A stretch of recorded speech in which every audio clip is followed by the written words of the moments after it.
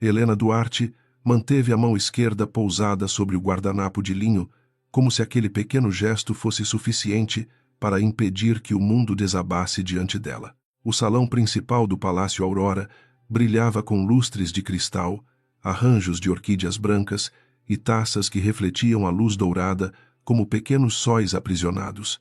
Ao redor, 200 pessoas sorriam, brindavam e cochichavam com a segurança cruel de quem acredita conhecer a posição de todos dentro de uma hierarquia invisível. Era o aniversário de 60 anos de Teresa Vasconcelos, mãe de Caio, e a festa havia sido planejada para parecer uma coroação. Cada mesa trazia o brasão estilizado da família. Cada garçom conhecia o nome dos convidados mais importantes. Cada músico havia sido instruído a tocar baixo o bastante para que os elogios circulassem sem esforço. Helena, sentada ao lado do marido, escutava as vozes ao redor como quem ouve chuva contra o vidro, percebendo cada gota, mas recusando-se a abrir a janela. Caio Vasconcelos inclinou-se para cumprimentar um empresário de cabelos prateados e deixou Helena alguns segundos esquecida ao lado de sua cadeira. Ele usava um terno azul escuro impecável, o sorriso medido de quem ensaiara diante do espelho e a confiança de um homem que acreditava ter domesticado todos os riscos. Quando voltou a olhar para a esposa, seus olhos não trouxeram afeto, apenas impaciência. Para ele, Helena era uma presença conveniente, uma assinatura antiga, uma mulher silenciosa demais para ameaçar qualquer plano. Ela percebeu o desprezo antes mesmo de ele se transformar em palavra. Percebeu no modo como Teresa evitava dirigir-lhe perguntas, no riso de uma cunhada, quando alguém mencionou mulheres que não sabiam aproveitar o casamento, no olhar avaliador de Bianca Mello, parada perto do palco com um vestido vermelho que parecia desenhado para ferir. Bianca sorria com uma doçura fabricada, exibindo a segurança de quem se julgava escolhida pelo homem da noite, ainda que o homem estivesse sentado ao lado da esposa. Helena não era vaidosa, mas naquela noite havia escolhido a simplicidade como armadura. O vestido verde escuro cobria seus ombros com elegância discreta. Os cabelos presos revelavam um rosto sereno, e a única joia visível era o anel de casamento, frio em seu dedo como uma promessa morta. Muitos a confundiam com uma mulher tímida, talvez porque ela não disputasse espaço com a voz. Poucos percebiam que a sua quietude vinha de uma disciplina antiga, cultivada entre documentos, auditorias e salas onde mentiras custavam milhões. Caio tocou sua mão por baixo da mesa, não com ternura, mas com aviso. Os dedos dele apertaram os dela por um instante, exigindo obediência diante de uma conversa que se aproximava. Bianca vinha em direção à mesa principal, trazendo atrás de si um perfume doce e uma pequena comitiva de olhares curiosos. Teresa levantou o queixo, fingindo surpresa, mas Helena viu no brilho dos olhos da sogra uma satisfação cuidadosamente escondida. Nada naquela noite acontecia por acaso, nem mesmo a crueldade. Bianca parou diante deles e inclinou a cabeça com falsa delicadeza. Disse que precisava cumprimentar a família mais importante da festa, mas seus olhos permaneceram presos em Helena, famintos por reação. Caio soltou uma risada baixa, como se achasse graça de uma ousadia sem consequência. Alguns convidados próximos diminuíram o volume das conversas. O silêncio começou a se formar em círculos, primeiro discreto, depois espesso, até que Helena sentiu o salão inteiro se voltar para aquela mesa como plateia, esperando uma queda.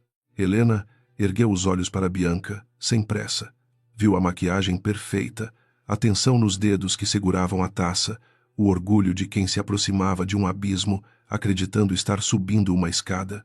Bianca tinha beleza, ambição e uma inteligência ferida pelo excesso de aplausos. Durante meses, vivera alimentada por promessas de Caio, por viagens escondidas, por joias compradas com dinheiro que ele dizia ser fruto de bônus. Agora queria uma prova pública de vitória, e Caio parecia disposto a oferecer ela. Teresa bateu levemente com a colher na taça e pediu atenção para um brinde improvisado. Falou de família, lealdade e tradição com uma voz aveludada, enquanto olhava para Helena como se cada palavra fosse uma acusação. Disse que algumas pessoas nasciam para acompanhar grandes homens e que outras, por sorte, eram aceitas em casas onde jamais teriam entrado sozinhas. Risos contidos surgiram em duas mesas. Helena permaneceu imóvel, sentindo apenas o aperto de Caio aumentar ao redor de seu pulso. Caio aproximou-se de seu ouvido e murmurou que ela não deveria fazer cena. A frase foi baixa demais para alcançar os convidados, mas alta o bastante para cortar a última camada de esperança que Helena ainda preservava por hábito. Ela não temia vergonha pública. Já havia enfrentado conselhos de administração hostis, fraudes escondidas em balanço, homens que tentavam intimidá-la com títulos e sobrenomes. O que doía era reconhecer, sem margem de dúvida, que o marido desejava vê-la pequena diante de todos. Bianca deu mais um passo e sorriu para a plateia improvisada. Disse que admirava mulheres que sabiam ocupar seu lugar, mesmo quando o lugar não era o centro da sala. Houve um murmúrio satisfeito, como se a frase tivesse sido elegante demais para ser chamada de insulto. Helena pousou a mão direita sobre o encosto da cadeira e começou a se levantar, mas Caio segurou seu braço com força. O gesto foi rápido, escondido sob a toalha branca, porém Helena sentiu a intenção com clareza brutal. Ela olhou para a mão dele em seu braço, depois para o rosto que um dia havia beijado com confiança. Caio não desviou. Havia desafio em seus olhos e também medo, embora ele ainda não soubesse nomeá-lo. Ele queria impedir que ela se retirasse. Queria obrigá-la a permanecer no centro da humilhação. Queria provar a Bianca e à própria mãe que controlava a esposa. Helena respirou fundo. Não gritou, não suplicou, não tentou arrancar o braço. Apenas guardou aquele gesto na memória. Bianca interpretou a quietude como rendição. A taça em sua mão tremia de excitação, não de nervosismo, e seus lábios se abriram num sorriso quase infantil. Ela disse que certas mulheres precisavam aprender a perder com elegância.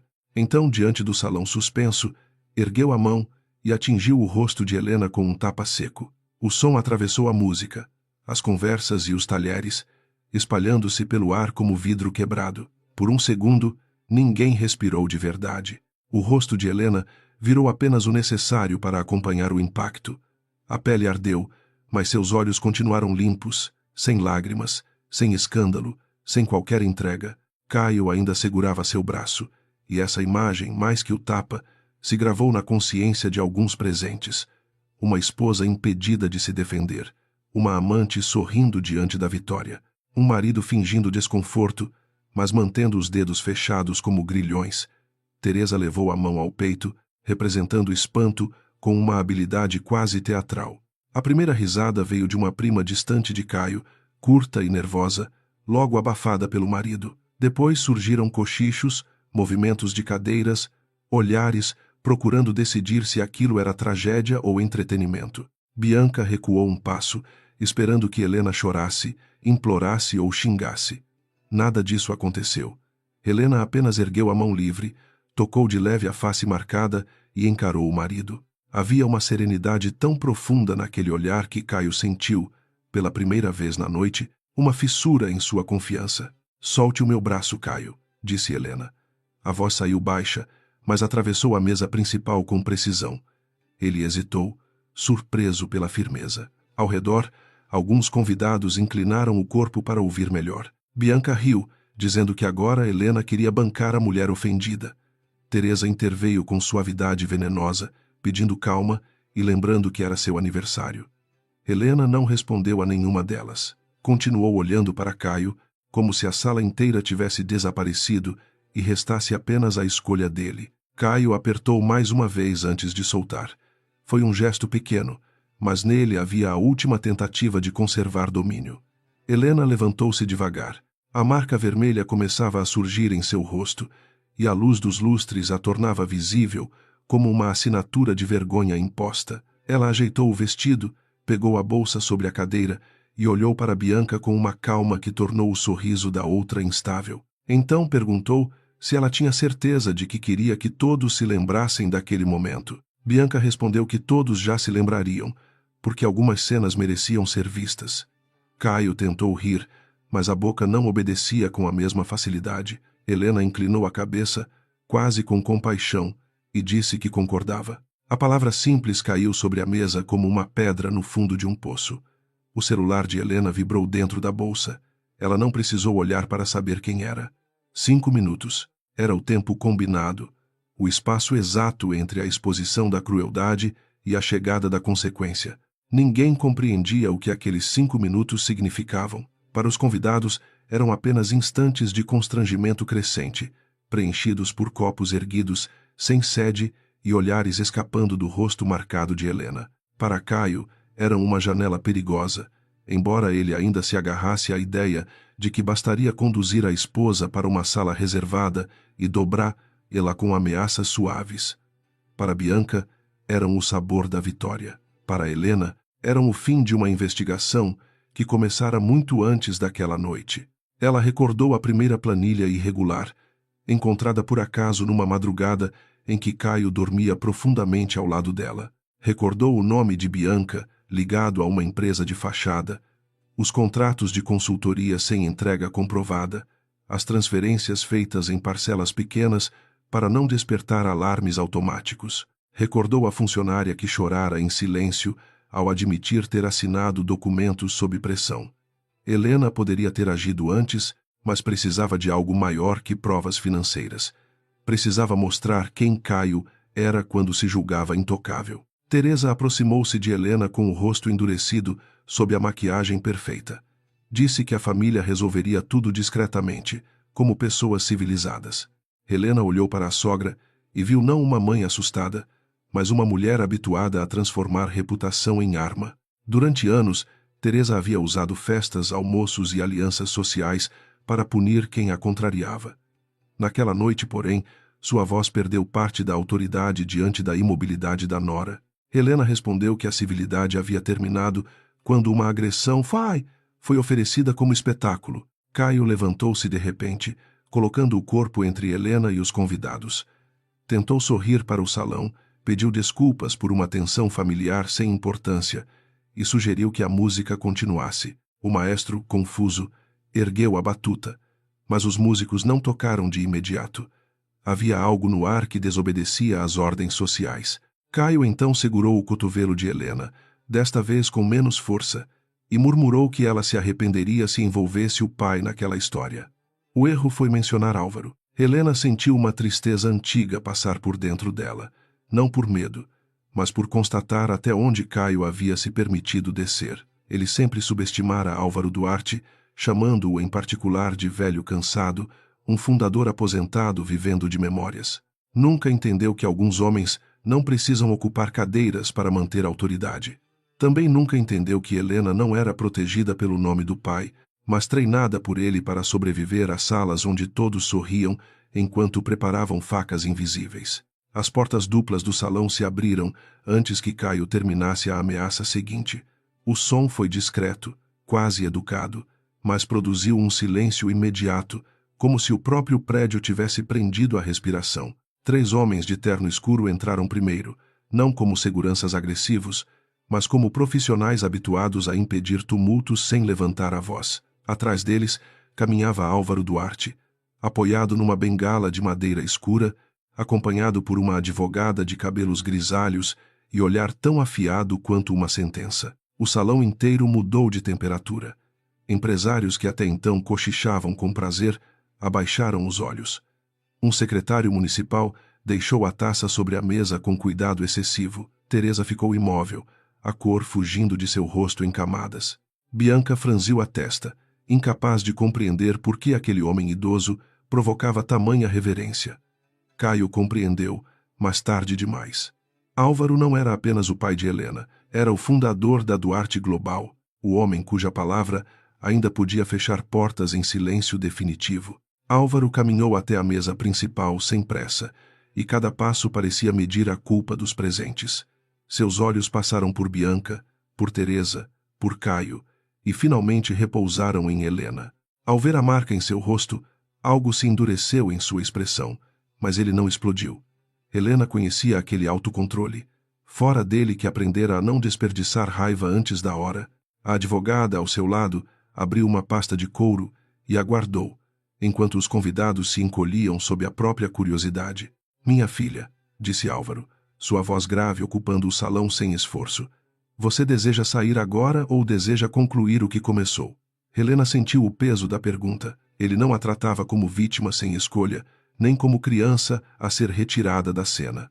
Oferecia-lhe direção, mas deixava a decisão em suas mãos.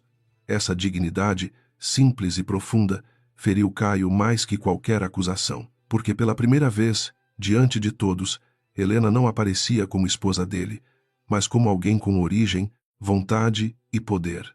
Helena respondeu que desejava concluir.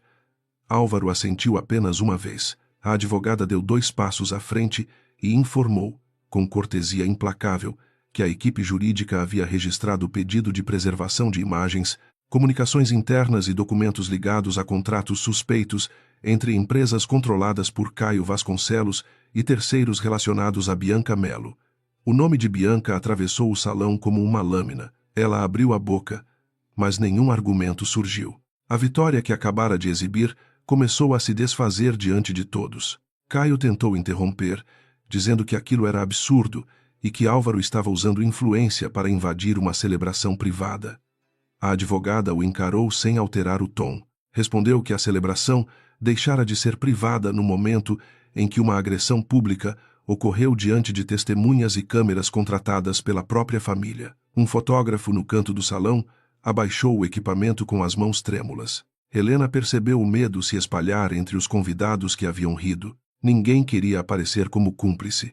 Teresa recuperou parte da voz e acusou Helena de transformar um desentendimento conjugal em espetáculo. Foi a primeira frase que revelou pânico por baixo da elegância. Álvaro virou lentamente o rosto para ela. Disse que espetáculo era permitir que uma mulher fosse segurada pelo marido para ser humilhada diante de convidados. Disse que família não era escudo para a covardia, não elevou a voz, mas cada palavra pareceu obrigar as pessoas a reverem os próprios gestos. Teresa desviou o olhar antes de terminar de ouvi-lo. Bianca tentou se aproximar de Caio, mas ele recuou meio passo sem perceber.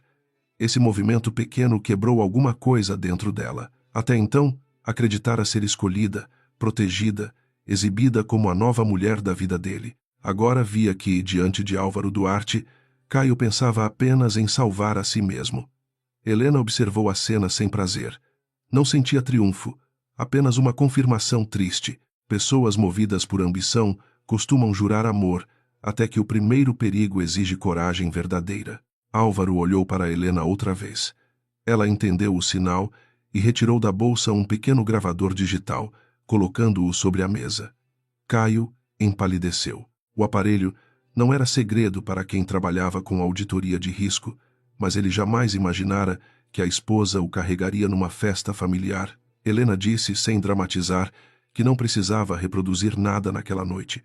Bastava que todos soubessem que as últimas horas estavam preservadas, incluindo ameaças, insultos e o momento em que seu braço foi imobilizado. O silêncio tornou-se quase físico. Alguns convidados começaram a se levantar discretamente, mas os seguranças próximos às portas não os impediram. Apenas os fizeram hesitar com presença firme. A advogada explicou que ninguém estava detido, mas todos poderiam ser chamados como testemunhas. Essa palavra teve efeito mais forte que qualquer ordem. Testemunhas. De repente, as pessoas não eram mais plateia elegante, mas possíveis vozes em um processo. O riso nervoso desapareceu. A festa de Teresa havia se transformado numa sala de espelhos. Caio aproximou-se de Helena com um sorriso quebrado e disse que eles precisavam conversar como marido e mulher. Pela primeira vez na noite, a palavra marido soou ridícula. Helena olhou para o anel em seu dedo e sentiu o peso de todos os anos em que tentara salvar uma união que Caio tratava como contrato conveniente. Ela retirou o anel devagar, não para criar cena, mas porque continuar usando-o seria uma mentira. Colocou-o ao lado do gravador, onde o ouro pareceu menor que a verdade. Não há conversa íntima depois de uma humilhação pública, disse ela. Caio fechou os punhos, mas não ousou avançar. Álvaro permanecia ao lado da filha, sem tocá-la, respeitando a força que ela demonstrava. Esse detalhe foi percebido por Mateus, assistente jurídico de Helena, que acabara de entrar pela lateral com uma pasta adicional. Ele havia acompanhado meses de investigação, vira noites sem sono, documentos cruzados e silêncios dolorosos. Ao ver Helena de pé, compreendeu que a mulher ferida no rosto ainda comandava a cena. Helena pediu que Mateus entregasse a Caio uma notificação formal. O papel passou de mão em mão como se queimasse. Caio leu apenas as primeiras linhas e seu rosto perdeu a arrogância habitual. A notificação tratava de bloqueio preventivo de acesso a sistemas, suspensão de poderes administrativos e auditoria independente sobre contratos assinados nos últimos 18 meses. Ele ergueu os olhos, procurando apoio nas mesas próximas. Encontrou apenas rostos abaixados. Os amigos de ocasião haviam aprendido, em segundos, a arte da distância. Bianca finalmente falou, acusando Helena de inveja e frieza, dizendo que nenhuma mulher amada prepararia uma armadilha tão calculada. Helena a encarou com uma serenidade que assustou mais que raiva. Respondeu que armadilha era usar afeto como chave para roubar, mentir e destruir reputações. Disse que cálculo, no seu caso, era apenas o nome que davam à paciência de uma mulher quando ela se recusava a gritar antes de reunir provas. Bianca ficou vermelha, não de vergonha completa, mas de orgulho ferido. Teresa sentou-se lentamente, como se suas pernas tivessem esquecido a função. A festa que deveria confirmar o domínio de sua família agora expunha a fragilidade de um império construído sobre aparência. Ela olhou para Caio esperando que o filho encontrasse alguma saída, mas viu apenas um homem encurralado pela própria presunção. Pela primeira vez, talvez tenha entendido que proteger erros por orgulho não preserva a linhagem, apenas adia ruínas. Ainda assim, seu coração resistia à verdade, porque aceitá-la significava reconhecer sua participação moral.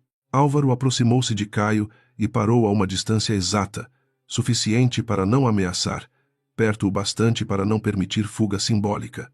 Disse que havia confiado nele por amor à filha, não por ingenuidade. Disse que homens ambiciosos podem ser úteis quando têm limites, mas se tornam perigosos quando confundem silêncio com permissão. Caio tentou sustentar o olhar, porém baixou a cabeça antes do fim. O gesto percorreu o salão como uma sentença silenciosa. Ninguém ousou comentar. Ninguém ousou sorrir. Helena sentiu a ardência no rosto diminuir, substituída por um cansaço profundo. Não queria vingança naquela noite, embora muitos confundissem justiça com sede de sangue. Queria apenas que a verdade entrasse pela porta principal, diante das mesmas pessoas que haviam aceitado sua humilhação como entretenimento. Olhou para Bianca, para Teresa, para Caio e depois para o salão inteiro. Havia homens e mulheres que agora evitavam seus olhos, não por respeito pleno, mas por medo. Talvez o respeito viesse depois. O medo bastava para começar. Ela recolheu a bolsa e deu um passo ao lado do pai.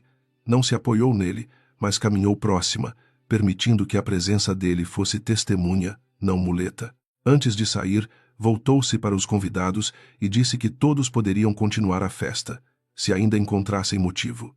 A frase não teve ironia aberta, porém atingiu cada mesa com precisão. A música não voltou.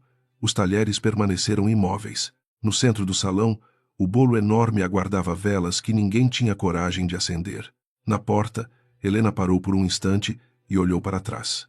Caio permanecia perto da mesa, segurando a notificação como um homem que acabara de descobrir que o chão sob seus pés nunca lhe pertencera. Bianca parecia menor dentro do vestido vermelho, e Teresa envelhecera anos em poucos minutos. Helena não sentiu pena suficiente para voltar, nem ódio suficiente para tremer. Sentiu apenas uma clareza fria, quase luminosa. Aquela noite não encerrava a dor, mas encerrava a mentira que a mantinha prisioneira. Quando as portas se fecharam atrás dela, o corredor pareceu respirar. Álvaro caminhou ao seu lado em silêncio por alguns metros, até que perguntou se ela estava machucada. Helena tocou o rosto marcado e respondeu que menos do que antes. Ele compreendeu. Havia feridas que começavam a cicatrizar no exato momento em que deixavam de ser escondidas. Ao longe, dentro do salão, nenhum brinde foi ouvido.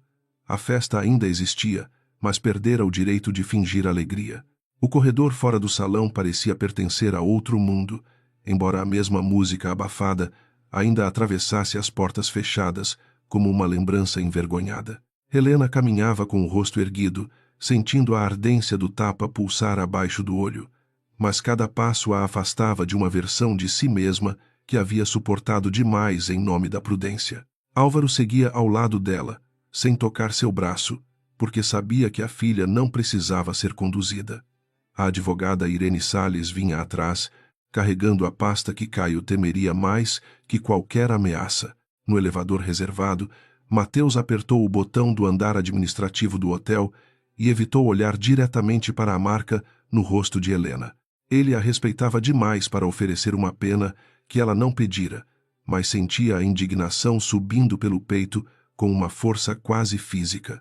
Helena percebeu o silêncio dele e disse que estava bem, embora todos ali soubessem que bem era apenas uma palavra funcional. Irene respondeu que as imagens do salão já estavam duplicadas em 2 servidores seguros e Álvaro fechou os olhos por um instante, aliviado pela precisão. A sala de reuniões do último andar havia sido preparada antes mesmo da festa começar. Sobre a mesa comprida de madeira escura havia garrafas de água, envelopes lacrados, um notebook ligado e uma pilha de documentos organizados com a paciência de quem não improvisa a verdade. Helena entrou primeiro e deixou a bolsa sobre uma cadeira. Ao encarar os papéis, sentiu menos tristeza que responsabilidade. Aquela investigação não era apenas sobre adultério, nem sobre orgulho ferido. Era sobre uma engrenagem de abuso que usara casamento, sobrenome e confiança como ferramentas de acesso. 5 minutos depois, Caio entrou acompanhado de Teresa e Bianca, embora nenhum deles tivesse sido convidado para aquela sala. Ele tentava recuperar a postura, ajeitando o punho da camisa e o nó da gravata como se a elegância pudesse devolver a autoridade. Teresa trazia no rosto a rigidez de quem escolhera a negação como última defesa. Bianca, mais pálida, ainda se segurava a raiva para não cair no medo. Ao ver os documentos sobre a mesa, porém, sua expressão vacilou. Ela reconheceu um envelope amarelo que julgava escondido em outro escritório. Caio falou antes que alguém o autorizasse. Disse que Álvaro não tinha direito de transformar uma briga conjugal em caso empresarial, que Helena estava emocionalmente abalada e que qualquer documento apresentado sob aquela pressão seria questionável. Irene o deixou terminar sem interromper, o que o encorajou por alguns segundos. Então ela abriu o primeiro envelope e colocou diante dele uma cópia de autorização bancária assinada digitalmente. A voz dela permaneceu calma ao explicar que o problema não era uma briga, mas a movimentação irregular de recursos ligados à Duarte Global. Helena ficou de pé na cabeceira da mesa, não por desejo de dominar a sala, mas porque sentar naquele momento lhe pareceria uma concessão. Disse que durante 12 meses acompanhou contratos emitidos por 3 consultorias sem equipe, sem entrega técnica e com endereços vinculados a imóveis alugados por intermediários de Bianca. Caio soltou uma risada seca, chamando aquilo de fantasia criada por ciúme. Helena abriu uma pasta azul e exibiu notas fiscais, comprovantes de transferência e mensagens cruzadas. A risada dele morreu antes de encontrar eco. Bianca protestou, afirmando que tinha seus próprios negócios e que não precisava de dinheiro de homem casado. A frase poderia ter soado altiva em outro cenário, mas naquela sala carregava desespero. Mateus conectou o notebook à tela e exibiu uma sequência de pagamentos feitos a uma empresa registrada em nome de uma antiga colega dela.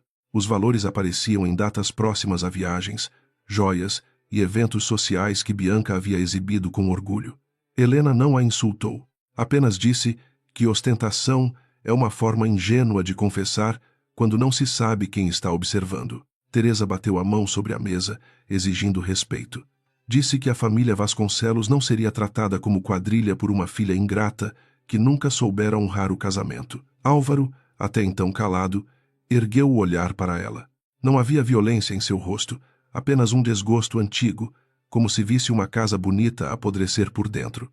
Ele disse que honra não era silêncio diante de fraude, nem submissão diante de humilhação. Teresa tentou responder, mas as palavras se perderam quando Irene colocou à sua frente uma mensagem enviada por ela a Caio. A mensagem não provava crime, mas revelava intenção. Teresa aconselhava o filho a pressionar Helena até que ela pedisse separação sem disputa pública, porque uma mulher envergonhada costuma aceitar menos do que tem direito. O silêncio que se seguiu foi mais pesado que qualquer grito.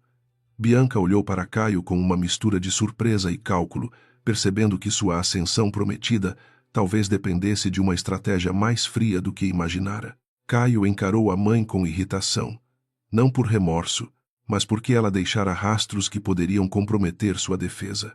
Helena observou os três e compreendeu que aquela era a verdadeira família diante dela, sem discursos, sem fotografias, sem o verniz de tradição.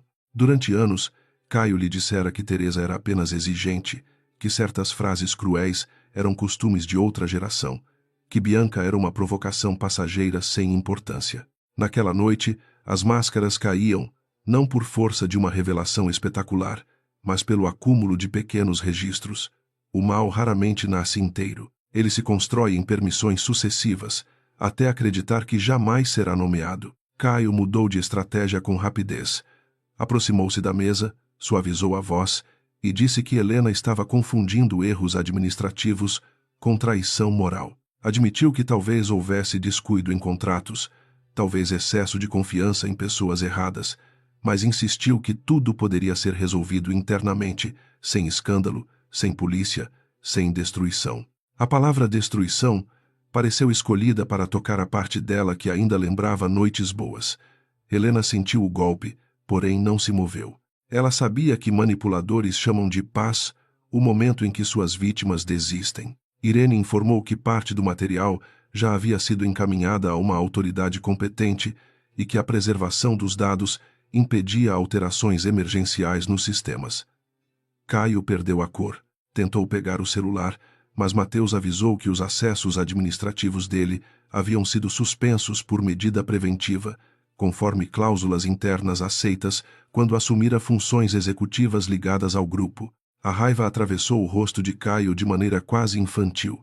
Pela primeira vez, ele parecia compreender que o poder que usara como extensão do próprio ego nunca lhe pertencera de verdade. Bianca recuou até a janela, olhando a cidade iluminada abaixo, como se procurasse uma saída entre os prédios. Ela recordou as promessas de Caio, os apartamentos visitados em segredo, a frase sussurrada de que Helena era frágil demais para enfrentar uma disputa. Agora via a suposta fragilidade de pé, guiando advogados, documentos e testemunhas com uma calma quase ofensiva. O orgulho de Bianca tentou se defender, dizendo que também fora enganada, mas sua memória, mais honesta que sua boca, lembrava cada provocação feita com prazer. Teresa tentou apelar para Álvaro, usando um tom que misturava formalidade e ameaça social. Disse que famílias do mesmo círculo não se arrastavam para escândalos públicos, porque todos tinham histórias a proteger. Álvaro apoiou as duas mãos sobre a bengala e respondeu que sua história sobreviveria à verdade, enquanto a dela parecia depender da mentira. A frase atingiu Teresa de forma visível. Ela não estava acostumada a ser colocada em posição de julgamento. Sempre fora a mulher que julgava, selecionava, excluía e perdoava conforme conveniência. Helena abriu uma segunda pasta, desta vez vermelha. Nela estavam os nomes de 4 pessoas presentes no salão que haviam participado de reuniões suspeitas com Caio. 2 eram fornecedores. Um era contador externo, outro era um conselheiro que sorrira para Helena durante o jantar enquanto ocultava assinaturas comprometedoras. Ela não pretendia expor todos naquela noite, mas precisava que soubessem que a rede tinha forma, data e responsabilidade. Pediu a Mateus que enviasse notificações individuais na manhã seguinte, preservando a ordem legal e evitando qualquer aparência de vingança. Caio ouviu aquilo e percebeu que Helena não estava reagindo ao tapa. O tapa fora apenas o último erro, a prova emocional que revelava a violência de um comportamento já documentado. Isso o assustou mais que a presença de Álvaro. Ele podia negociar com homens vaidosos, podia seduzir aliados, podia mentir para jornalistas, mas não sabia como enfrentar alguém que havia transformado dor em método. Seu desprezo por Helena sempre se sustentara na ideia de que ela era lenta para reagir. Agora entendia que ela apenas reagia no momento exato. Ele tentou feri-la onde imaginava que ainda havia pele exposta. Disse que, se ela continuasse, todos saberiam que o casamento era uma farsa e que nenhuma mulher com amor próprio ficaria tanto tempo ao lado de um homem em quem desconfiava. Helena sentiu a frase tocar uma culpa antiga, porque também se perguntara isso muitas vezes. Ainda assim, respondeu que permanecer para reunir provas não era a ausência de amor próprio. Era recusar entregar a verdade a quem teria prazer em destruí-la antes que amadurecesse. Álvaro olhou a filha com um orgulho contido, mas não interferiu. Ele conhecia o preço daquela postura. Sabia que Helena não era feita de gelo, como alguns diriam depois. Sua força vinha justamente de sentir cada coisa, e ainda assim escolher o movimento correto. Quando ela era criança, chorava escondida ao perder competições de xadrez. Depois voltava no dia seguinte com uma estratégia nova. Agora, adulta, fazia o mesmo diante de um tabuleiro mais cruel, onde as peças tinham vozes, advogados e sobrenomes. Irene encerrou a apresentação inicial com uma orientação clara. Caio deveria entregar equipamentos corporativos, não contatar funcionários ligados à investigação e comparecer a uma reunião formal na manhã seguinte, acompanhado de defesa. Teresa tentou declarar que ele não aceitaria ordens vindas de uma esposa ressentida. Helena a corrigiu com delicadeza cortante. Disse que as ordens vinham de normas internas, contratos assinados e responsabilidades fiduciárias. O casamento, acrescentou, havia sido usado por Caio para confundir limites. Essa confusão terminava naquela noite. Bianca perguntou, com a voz menos firme, o que aconteceria com ela. Não havia doçura naquela pergunta, apenas medo prático. Helena poderia ter respondido com dureza, mas preferiu a precisão. Disse que Bianca teria direito à defesa, como qualquer pessoa, e que sua responsabilidade seria medida por documentos, mensagens e testemunhos, não por insultos. Bianca mordeu o lábio, talvez esperando que uma lágrima a salvasse. Nenhuma lágrima veio. Talvez porque ainda estivesse calculando o tamanho do prejuízo antes de lamentar o tamanho do erro. Do lado de fora da sala, o rumor do salão diminuíra. Alguns convidados haviam partido sem se despedir, outros permaneciam em grupos tensos, temendo que seus nomes surgissem em alguma pasta. O aniversário de Teresa, planejado para consolidar prestígio, tornara-se uma noite de suspeitas. No andar superior, a verdadeira festa era outra, silenciosa e implacável, feita de documentos sobre a mesa e ilusões sendo removidas uma a uma. Helena não se alegrava com aquilo, mas havia uma paz severa em ver a mentira perder o luxo. Caio pediu alguns minutos a sós com a esposa. A solicitação pairou na sala como uma lembrança de tempos em que ele ainda podia se aproximar sem testemunhas e transformar certeza em dúvida. Helena olhou para Irene, depois para Álvaro, e ambos permaneceram calados, deixando a escolha a ela. Por fim, Helena disse que não teria conversas privadas com um homem que acabara de permitir uma agressão pública. Se ele tinha algo a dizer, que dissesse diante de todos. Caio desviou o rosto, furioso por perder a velha vantagem. Então ele disse que a amava. A frase surgiu tarde demais, pobre demais, cercada por provas demais. Helena sentiu não desprezo, mas uma tristeza funda, quase piedosa. Houve um tempo em que aquelas palavras teriam interrompido sua respiração. Agora pareciam uma moeda falsa, oferecida depois do roubo. Ela respondeu que amor não segura o braço de uma mulher para que outra a agrida. Amor não falsifica contratos, não isola, não ameaça, não usa a vergonha como ferramenta. Caio abriu a boca, mas não encontrou defesa que não piorasse sua imagem. Teresa se levantou, dizendo que aquilo bastava e que seu filho não seria condenado numa sala de hotel. Irene concordou que ninguém seria condenado ali, apenas notificado, preservado e responsabilizado pelos caminhos corretos. A diferença entre vingança e justiça estava justamente no procedimento. Helena apreciou a frase, porque resumia sua própria escolha. Ela poderia ter gritado no salão, poderia ter devolvido o tapa, poderia ter transformado a noite em disputa emocional. Preferira montar uma estrutura que sobreviveria ao escândalo quando as luzes se apagassem. Álvaro aproximou-se da janela e observou as avenidas de São Paulo, linhas de luz cortando a noite como veias abertas. Pensou em quantas vezes precisara defender a empresa de predadores externos, sem imaginar que um dia a ameaça entraria pela porta da família, usando aliança no dedo e chamando sua filha de esposa. A culpa tentou visitá-lo, mas ele a conteve. Helena não precisava do remorso dele. Precisava de confiança. Quando voltou a encará-la, Viu que ela havia herdado o melhor de sua dureza, sem perder humanidade. Mateus recebeu uma mensagem no celular e mostrou a tela a Helena, uma camareira do hotel, que havia trabalhado em eventos anteriores da família Vasconcelos, aceitara conversar com a equipe jurídica sobre pagamentos em dinheiro e encontros privados realizados em salas reservadas. O nome dela era Lúcia, e Helena já a ouvira mencionar discretamente por uma funcionária da recepção. Aquela nova peça poderia ligar Caio a reuniões que ele negara durante meses. Helena guardou a informação sem demonstrar surpresa. A noite ainda tinha ramificações, e todas começavam a aparecer. Caio percebeu a troca de olhares e tentou avançar, exigindo saber quem estava enviando mensagens. Um dos seguranças deu um passo discreto, suficiente para lembrá-lo de que gestos bruscos agora seriam vistos de outra maneira. Ele parou, respirando pesado.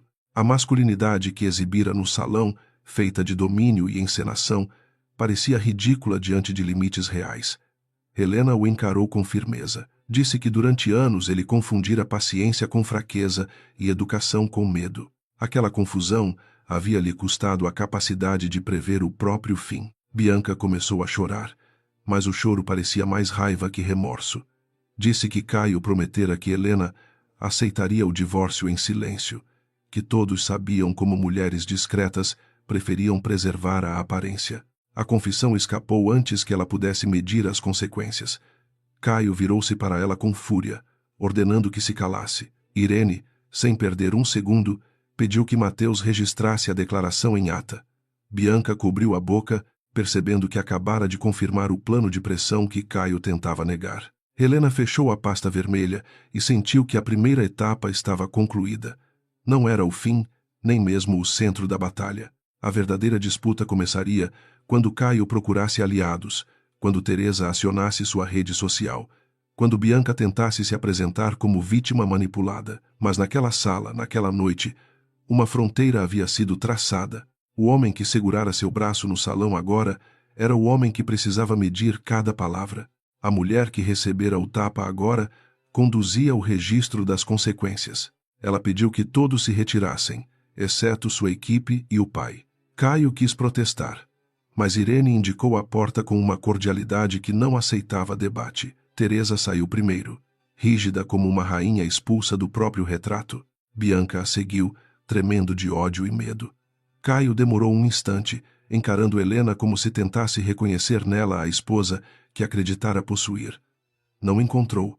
Encontrou uma mulher ferida, sim, mas inteira.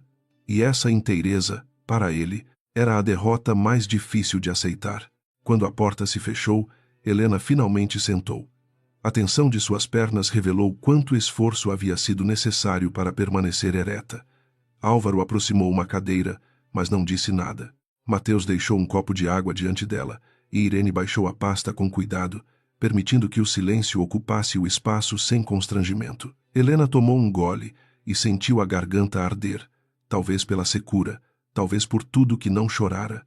Depois olhou para a tela apagada e perguntou qual seria o próximo movimento de Caio.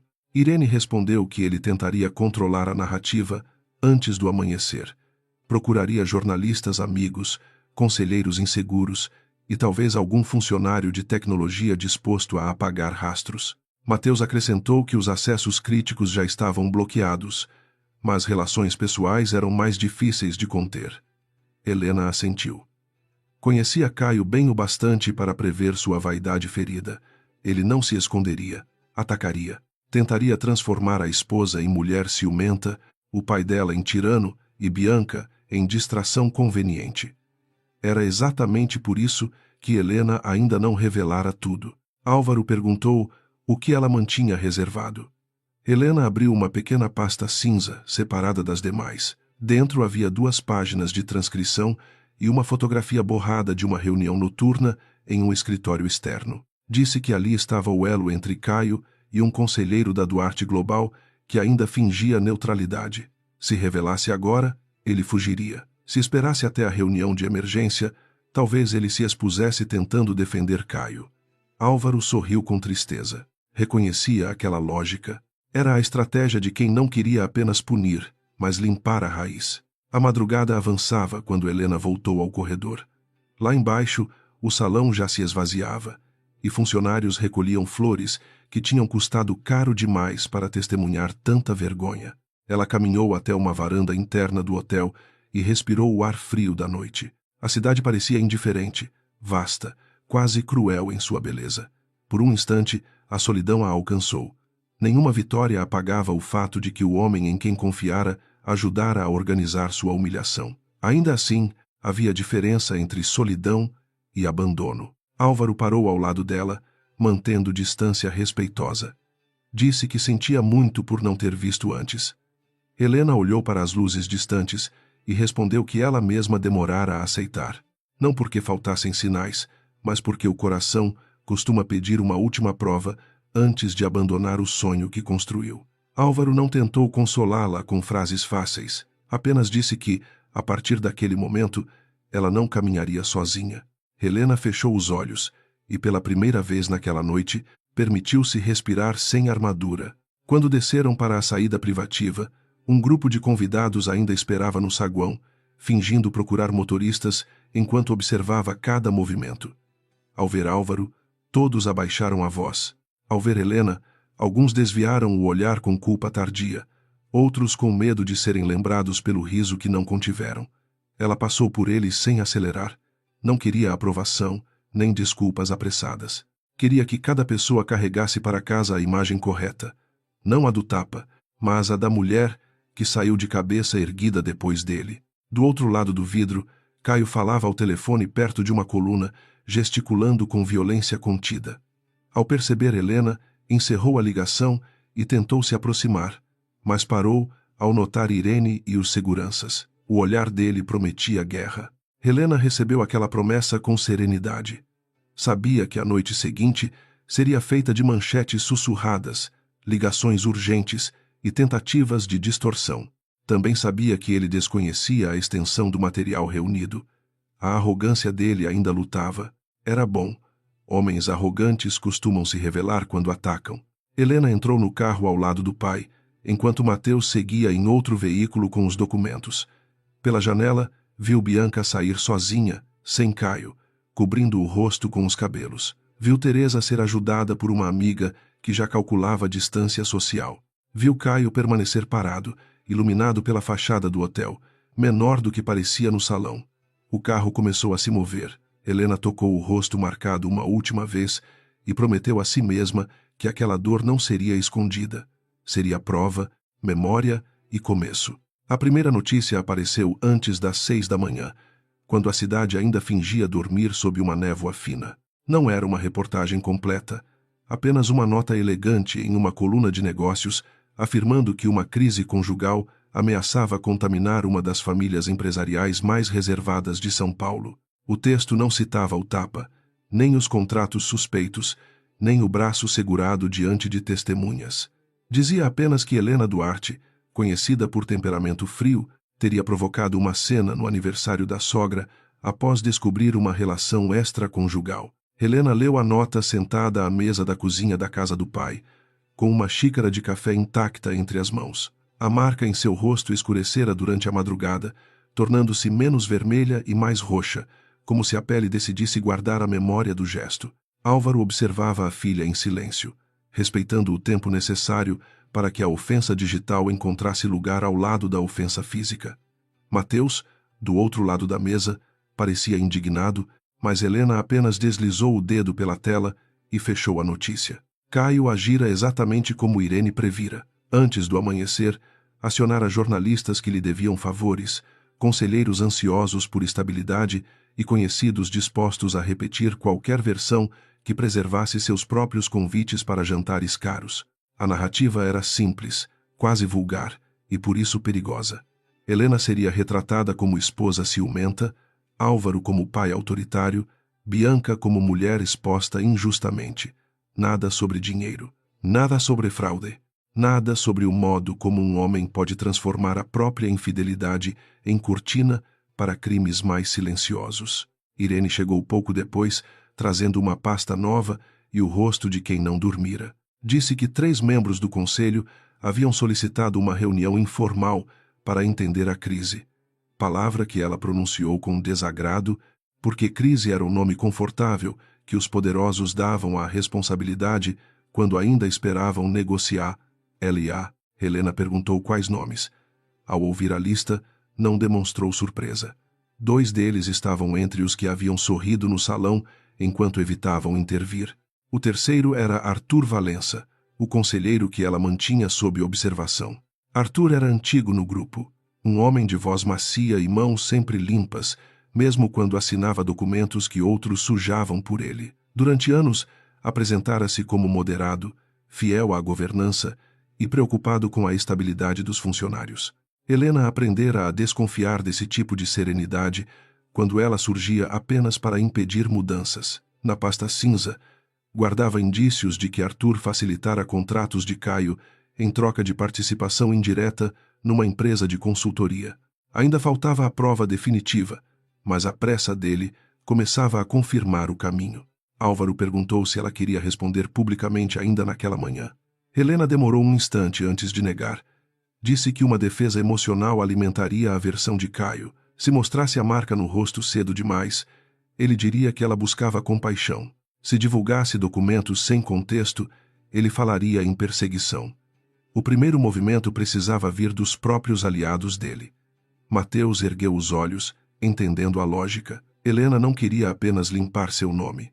Queria obrigar a rede inteira a se revelar antes que aprendesse a se esconder. Enquanto isso, no apartamento de Caio, a raiva ocupava todos os cômodos. Ele caminhava descalço pela sala, falando ao telefone com um jornalista, depois com um advogado, depois com Teresa, sem jamais escutar ninguém por inteiro. A versão dele mudava conforme o interlocutor. Para alguns, Helena era instável. Para outros, Álvaro desejava expulsá-lo da empresa por orgulho familiar. Para os mais próximos, Bianca fora uma distração explorada pela esposa. Em nenhuma dessas versões, ele admitia o gesto de segurar o braço de Helena. Esse detalhe o assombrava. Bianca, sentada no sofá dele, vestia a mesma roupa da noite anterior sob um casaco emprestado e mantinha os olhos inchados de um choro que alternava medo e fúria.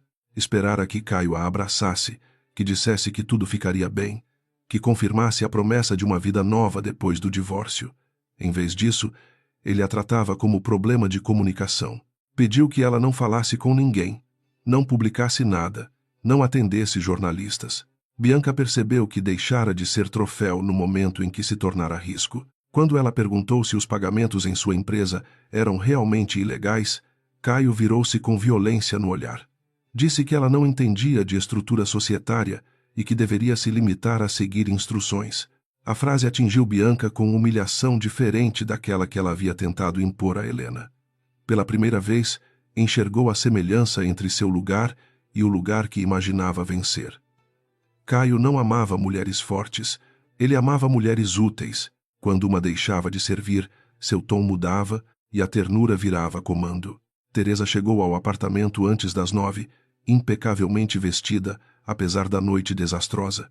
Recusou café, recusou sentar e recusou olhar para Bianca. Para ela, a amante era agora uma mancha visível demais.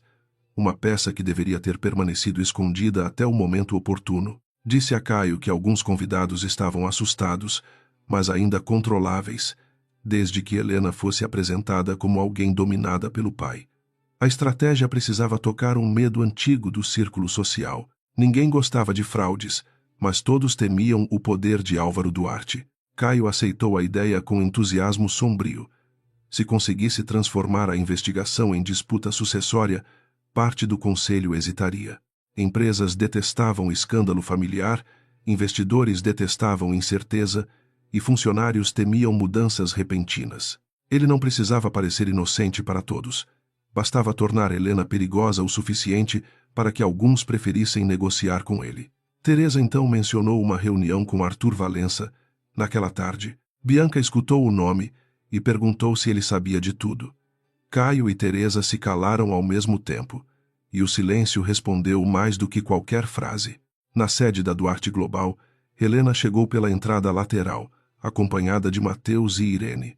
Não queria desfile, mas também não se esconderia. Funcionários que a conheciam apenas como esposa discreta de Caio A viram atravessar o átrio com passos firmes, o rosto marcado sem maquiagem pesada, a coluna reta como uma linha traçada em pedra. Alguns baixaram a voz. Outros sentiram vergonha por rumores repetidos durante a manhã. Na recepção, uma jovem chamada Clara levantou-se impulsivamente, como se quisesse dizer algo, mas não encontrou coragem. Helena percebeu o gesto e parou diante dela. Perguntou, com suavidade, se estava tudo bem. Clara olhou para os lados e respondeu que sim, mas seus dedos tremiam sobre o balcão. Mateus anotou mentalmente o nome. Nos últimos meses, pequenos medos haviam surgido em lugares inesperados: recepção, financeiro, compras, tecnologia. Caio não construíra sua rede apenas com contratos. Construíra com pressão cotidiana, favores ambíguos e ameaças disfarçadas de orientação. Helena sabia que muitas pessoas só falariam quando enxergassem uma possibilidade real de proteção. No escritório reservado, Lúcia já os aguardava.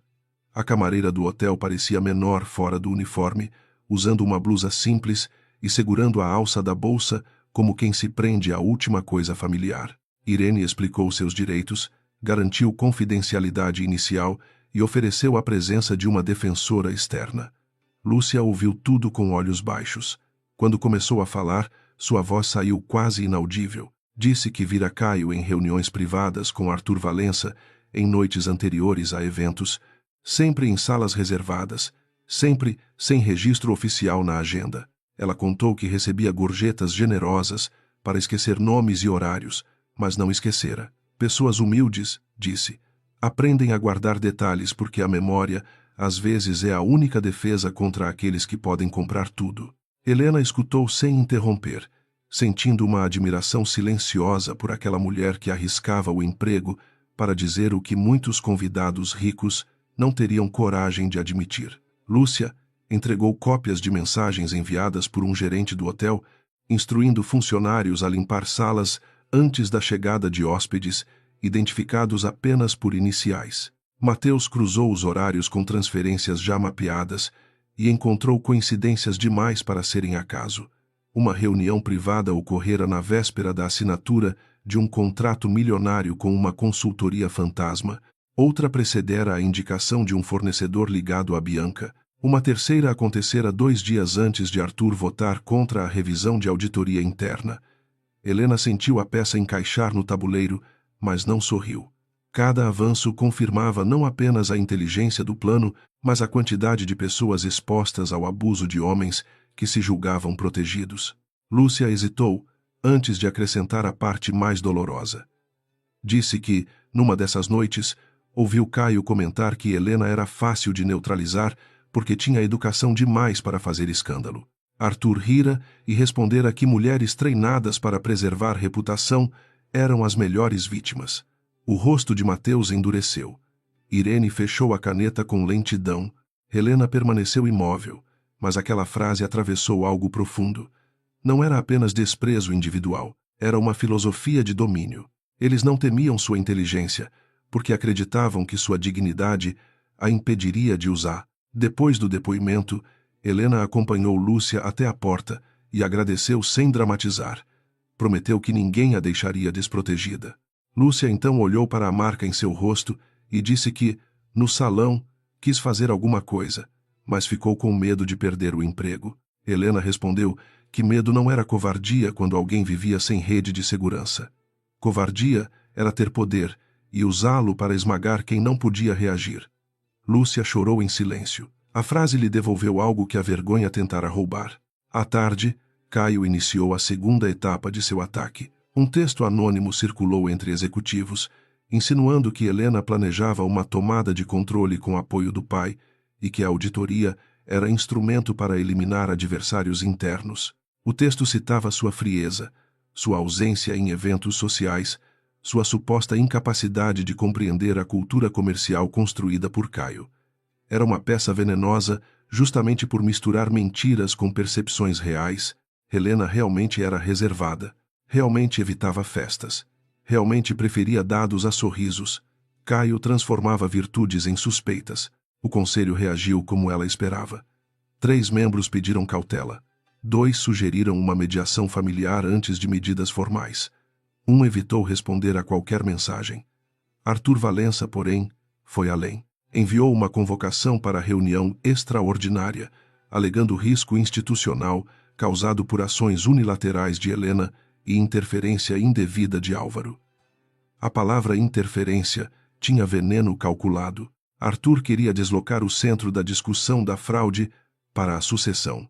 Helena leu o comunicado 2 vezes e, finalmente, permitiu que um leve brilho aparecesse em seus olhos. Irene percebeu e perguntou se era o momento. Helena respondeu que ainda não totalmente, mas perto. Precisavam que Arthur falasse diante de todos, defendesse Caio sem saber que o depoimento de Lúcia já o alcançava.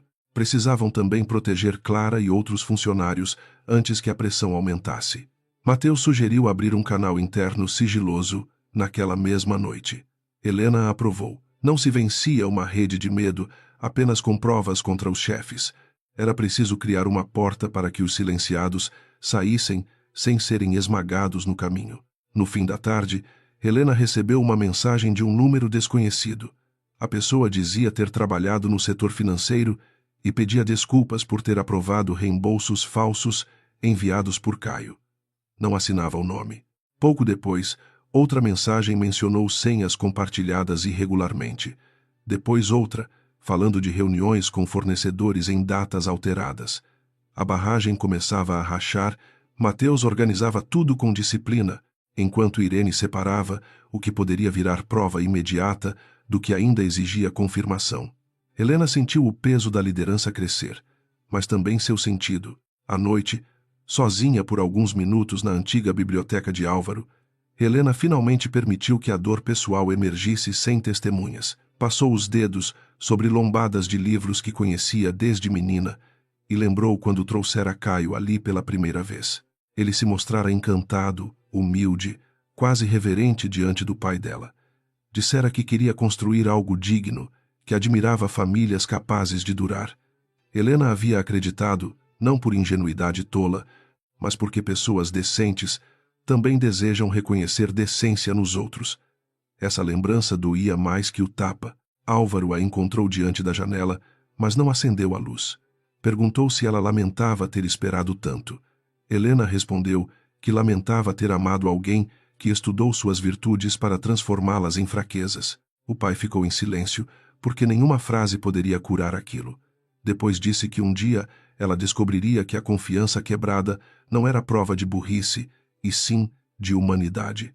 Helena respirou fundo, sabia disso intelectualmente. O coração, porém, avançava mais devagar que a razão, como uma criança ferida atravessando uma sala escura. Na mesma hora, Bianca estava em seu próprio apartamento, encarando uma mala aberta sobre a cama. Recebera ligações de amigas que antes a invejavam e agora queriam distância. Uma marca de roupas cancelara discretamente uma parceria. A mãe lhe deixara 7 mensagens desesperadas. Bianca pensou em fugir para o litoral por alguns dias, mas sabia que a ausência poderia parecer culpa. Pela primeira vez em meses, tirou as joias compradas por Caio e as colocou numa caixa, percebendo que cada brilho tinha peso de prova, não de romance. Ela tentou ligar para Caio. Ele não atendeu. Tentou novamente. Nada. Então enviou uma mensagem dizendo que não aceitaria ser sacrificada sozinha. A resposta veio seca, ordenando que ela se calasse e procurasse um advogado. Bianca sentiu a garganta fechar. A palavra amor, tão usada por ele em hotéis e viagens, não apareceu. A promessa de vida conjunta desaparecera antes mesmo da primeira audiência. Humilhada, ela pensou em Helena, não com arrependimento puro, mas com inveja amarga. Helena havia sido traída, mas ainda possuía centro. Bianca percebia que talvez nunca tivesse possuído. Caio, por sua vez, jantava com Arthur em um clube privado, longe de câmeras ostensivas, mas não de olhos atentos. Arthur aconselhou calma, dizendo que o conselho temia instabilidade e que alguns acionistas prefeririam uma solução discreta se Caio apresentasse Helena como ameaça emocional. Caio bebeu demais, o que deixava sua arrogância mais barulhenta. Disse que Helena não teria coragem de expor tudo, porque no fundo ainda se importava com o nome da família. Arthur concordou, embora seus dedos tamborilassem na mesa. Nenhum deles sabia que Lúcia já falara. No dia seguinte, A crise saiu das colunas sociais e entrou no mercado.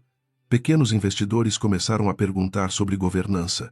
Sindicatos pediram garantia de empregos e funcionários exigiram clareza. Helena decidiu então aparecer. Não em entrevista emocional, não em vídeo doméstico, não em postagem impulsiva. Gravou uma declaração institucional curta, sentada numa sala simples da empresa, com a marca no rosto visível, mas sem explorar lá. Disse que fatos seriam tratados por vias formais, que nenhuma denúncia seria abafada e que a proteção aos funcionários vinha antes da preservação de aparências. A declaração não citou Caio, Bianca ou Teresa.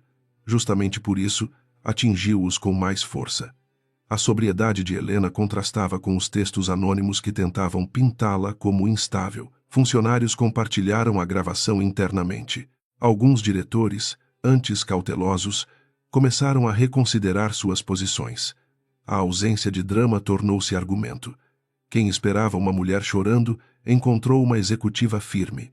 Quem esperava um escândalo de família, encontrou um discurso de governança. Caio assistiu ao vídeo 3 vezes, cada vez mais furioso, porque ela vencera sem mencionar seu nome.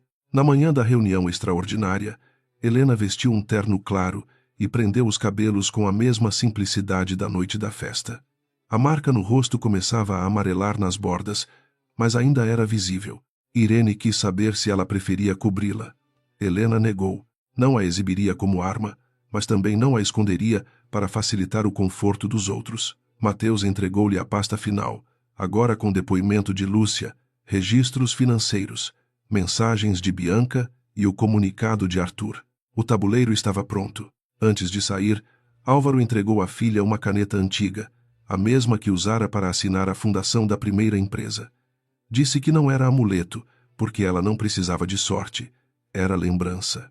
Helena segurou a caneta por alguns segundos e sentiu que pela primeira vez desde o casamento, sua história voltava a pertencer a ela. Não seria o pai quem a salvaria, nem a vergonha quem a definiria.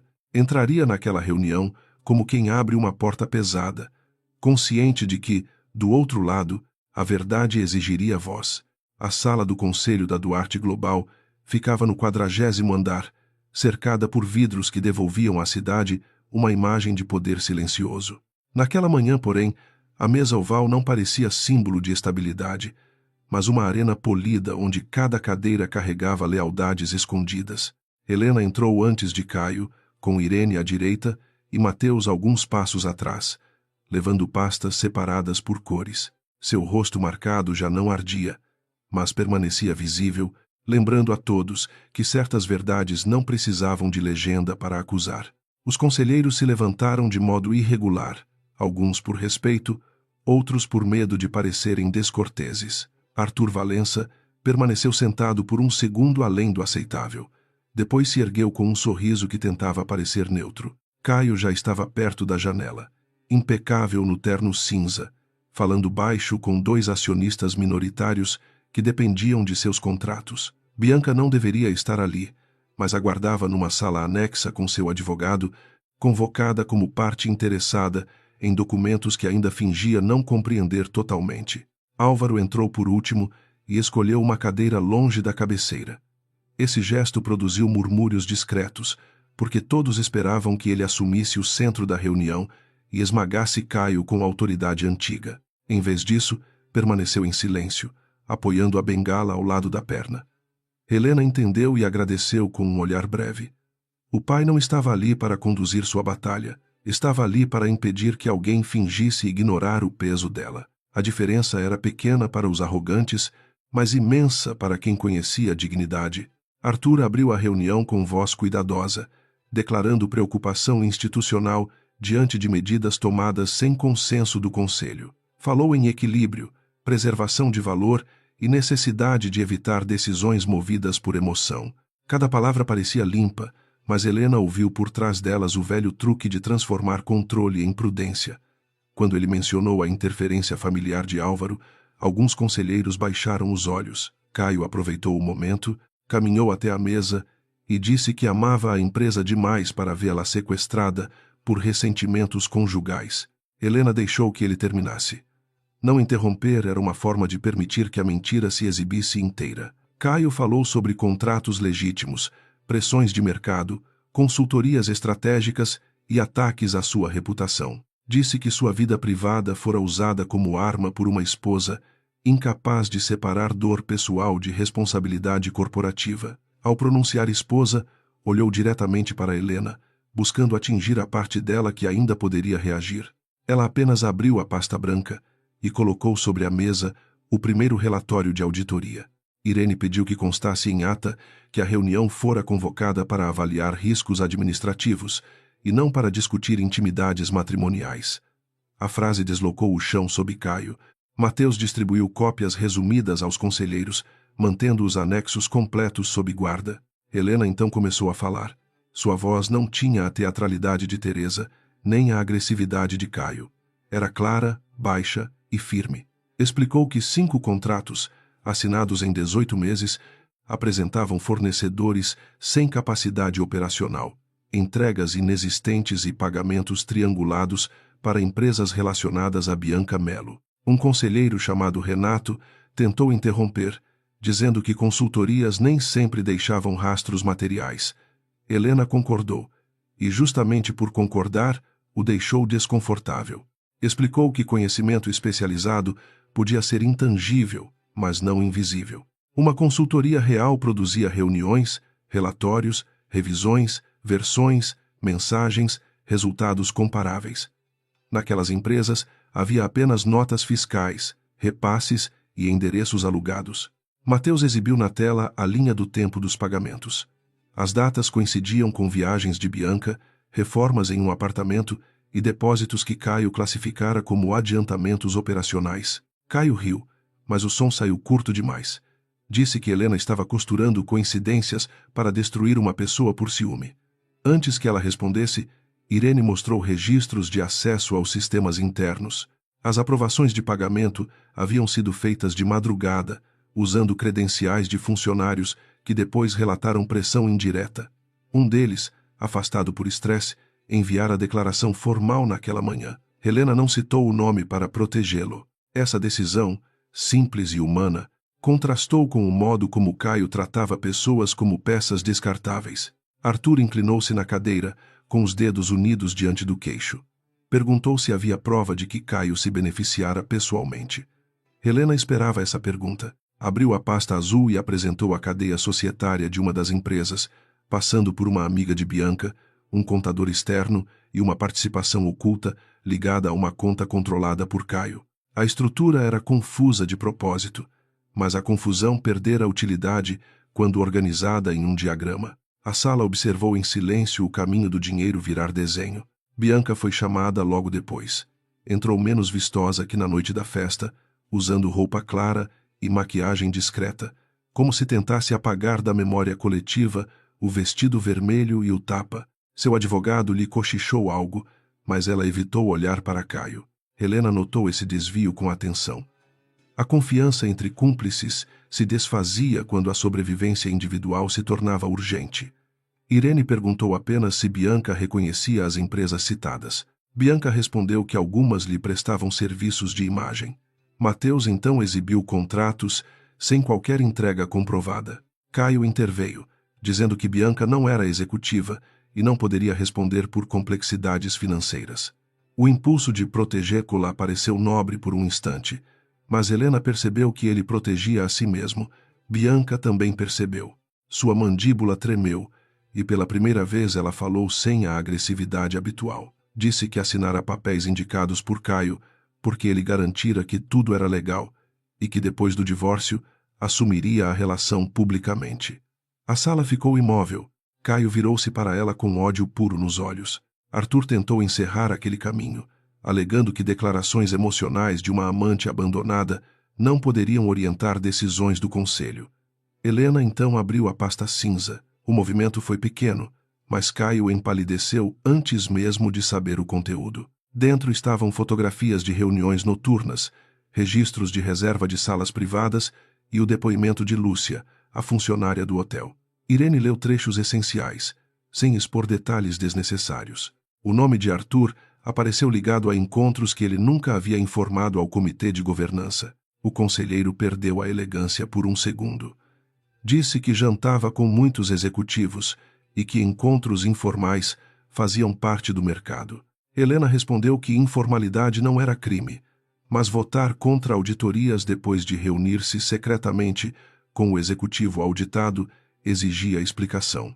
Na tela, Mateus colocou a data de uma reunião privada ao lado da data em que Arthur rejeitara uma revisão de contratos. Depois colocou outra e outra. O padrão cresceu diante de todos, até que a palavra coincidência se tornou humilhante demais para ser usada. Caio tentou tomar a palavra com força, acusando Helena de espionar pessoas, coagir funcionários e usar o próprio ferimento como espetáculo moral. Álvaro mexeu-se na cadeira, mas não falou. Helena percebeu o movimento e continuou antes que o pai precisasse defendê-la. Disse que não havia pedido a ninguém que sentisse pena. O ferimento em seu rosto era apenas uma consequência visível de uma conduta que, nos documentos, aparecia de formas mais caras e silenciosas. Alguns conselheiros não conseguiram sustentar seu olhar depois disso. Renato, que antes questionara a auditoria, pediu acesso aos anexos completos. Irene informou que seriam disponibilizados conforme protocolo, com cadeia de custódia preservada. Arthur tentou recuperar terreno, alegando que a preservação seletiva dos dados indicava manipulação. Mateus, então, apresentou os carimbos digitais, as cópias espelhadas e os registros de terceiros independentes. Não havia teatralidade ali, apenas método. Essa frieza técnica foi devastadora. Caio podia atacar emoções, mas tinha dificuldade em atacar servidores, assinaturas, horários e documentos que se confirmavam uns aos outros. A reunião entrou num intervalo de 10 minutos, pedido por conselheiros que precisavam respirar, sob pretexto de consultar assessores. Helena permaneceu na sala, diante da janela, enquanto os grupos se dispersavam em conversas sussurradas. Caio aproximou-se dela quando Irene se afastou para atender uma ligação. Disse que ainda havia tempo para evitar uma destruição irreversível. Helena olhou para a cidade abaixo e respondeu que a destruição começara quando ele confundiu confiança com permissão. Ele murmurou que ela também cairia se arrastasse o nome Duarte para a lama. Helena virou-se lentamente. A ameaça antiga não produziu o efeito esperado. Disse que nomes fortes não se preservavam escondendo podridão, mas removendo-a antes que envenenasse a casa inteira. Caio apertou os lábios. Por um instante, ela viu o homem que amara, ou talvez o personagem que ele representara para conquistá-la. A semelhança ainda doía, mas já não governava suas decisões. Ele percebeu que a dor dela existia, e mesmo assim, não o salvaria. Esse foi o momento em que seu medo se transformou em desespero. Quando todos retornaram, Arthur pediu a palavra para apresentar sua defesa. Falou que Helena conduzia uma caça interna, que funcionários assustados poderiam inventar histórias para agradar à herdeira, e que Álvaro, mesmo sentado em silêncio, intimidava o conselho. O argumento encontrou alguma simpatia nos que temiam mudanças. Helena deixou que ele avançasse até o ponto necessário. Então, pediu autorização para reproduzir um arquivo de áudio registrado legalmente por uma das partes presentes em conversa própria. Irene confirmou a admissibilidade preliminar para fins internos, sem substituir a avaliação judicial. O som ocupou a sala com uma nitidez cruel. A voz de Caio surgia primeiro, impaciente, dizendo que Helena precisava ser quebrada diante de gente suficiente para não conseguir reagir sem parecer histérica. Depois vinha a voz de Arthur, mais baixa, aconselhando que a humilhação fosse social, não física, porque marcas podiam gerar problemas. Caio ria e dizia que Bianca saberia provocar. Em seguida, uma frase selou o silêncio. Ele dizia que seguraria Helena se fosse necessário, pois mulher educada demais demora a entender que acabou. Ninguém se moveu. Bianca levou a mão à boca, talvez por descobrir que sua ousadia fora planejada como ferramenta, talvez por finalmente ouvir a brutalidade sem perfume. Teresa, que acompanhava a reunião por acesso remoto autorizado, desligou a câmera por alguns segundos. Caio ficou parado, olhos fixos na tela, como se o próprio passado tivesse entrado na sala para traí-lo. Arthur tentou alegar edição, mas sua voz falhou antes da palavra final. Mateus apresentou a origem do arquivo, os metadados preservados e a confirmação pericial inicial. Helena não olhou para Caio enquanto falava depois do áudio. Disse aos conselheiros que aquela reunião não tratava de adultério nem de orgulho familiar. Tratava de um padrão de abuso de poder que atravessava contratos, funcionários, fornecedores e a vida privada usada como instrumento de coerção. Disse que uma empresa não podia exigir ética de seus empregados se aceitasse, no topo, homens capazes de planejar a humilhação pública de uma mulher para obter vantagem patrimonial. Sua voz permaneceu firme, mas cada palavra carregava sangue contido. Um a um, os conselheiros começaram a abandonar a neutralidade. A neutralidade, perceberam, já não era prudência, era cumplicidade. Renato pediu o afastamento imediato de Caio de todas as funções executivas. Outra conselheira, Marina, propôs investigação externa com comunicação transparente aos funcionários e acionistas. Até aqueles que temiam Álvaro entenderam que o silêncio custaria mais caro que a verdade. Arthur tentou protestar, mas Irene informou que sua própria posição seria submetida à análise de conflito de interesses e possível suspensão temporária. Caio ergueu-se de repente, derrubando a cadeira para trás. Disse que todos eram covardes, que deviam suas carreiras a alianças que agora fingiam condenar, que Helena não passava de uma herdeira vingativa, protegida por um velho nome. Álvaro finalmente levantou os olhos. Não precisou erguer a voz. Disse que Caio recebera confiança, acesso e respeito, e escolhera transformar tudo em terreno de saque. Disse ainda que Helena não herdara apenas um nome, mas a coragem de fazer o que muitos homens naquela mesa adiaram por conveniência. A frase não foi um resgate, foi uma conclusão. Helena olhou para o pai com gratidão silenciosa, depois voltou-se para Caio. Disse que ele teria defesa, advogados e todos os ritos que negara aos outros quando os pressionou em salas fechadas. Mas não teria mais acesso aos sistemas, às contas, aos funcionários ou à narrativa da empresa. Caio riu com amargura e perguntou se ela se sentia poderosa. Helena respondeu que se sentia responsável. A diferença pareceu incompreensível para ele e justamente por isso definitiva. A votação ocorreu em clima pesado. O afastamento preventivo de Caio foi aprovado por maioria ampla. A investigação externa também. A suspensão de Arthur, condicionada à apuração formal, passou com menos votos, mas passou. Bianca foi orientada a permanecer disponível para depoimentos e a entregar documentos ligados às empresas citadas. Ao final, Irene leu as medidas seguintes, enquanto Mateus registrava cada deliberação. A mesa oval, antes arena de manipulação, tornara-se o lugar onde a aparência começava a ceder ao procedimento. Quando a reunião terminou, Caio recusou-se a assinar o recebimento das deliberações. Irene apenas registrou a recusa diante de testemunhas.